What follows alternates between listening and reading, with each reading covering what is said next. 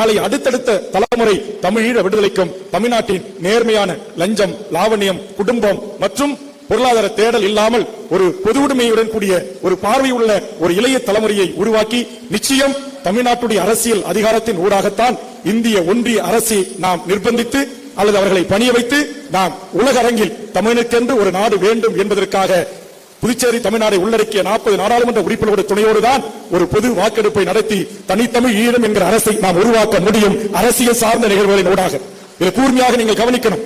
ஒரு பக்கம் புலம்பெயர்ந்த உறவுகள் தொழில்நுட்ப ரீதியாக தயாராகி கொண்டு வருகிறார்கள். நாம் அரசியல் சார்ந்து நமக்கான விடுதலைக்கான யார் ஆதரவாக இருப்பார்கள்? நமக்கான 40 நாடாளுமன்ற உறுப்பினர்களின் ஊடாக டெல்லியை யார் நிர்பந்திப்பார்கள்?